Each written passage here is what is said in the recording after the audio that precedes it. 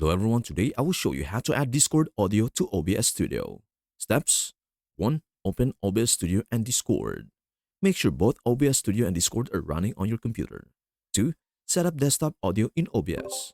Open OBS Studio. In the audio settings, click on Settings, bottom right of OBS. Go to Audio in the Settings menu. Under Global Audio Devices, ensure that desktop audio is set to your default audio output device. This is usually the speakers or headphones you are using. Click OK.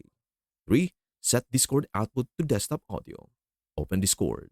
Go to Settings, the gear icon next to your username in Discord. Under Voice and Video Settings, find Output Device. Set the output device to the same device that you have selected for desktop audio in OBS.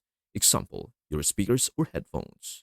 Note, by setting Discord to output to the same device as your desktop audio in OBS, OBS will capture all system sounds including Discord.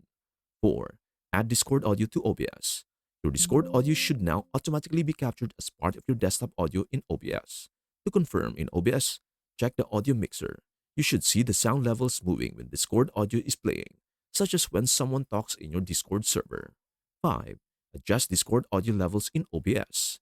You can adjust the desktop audio slider in the audio mixer in OBS to balance the volume between your game, microphone, and Discord audio.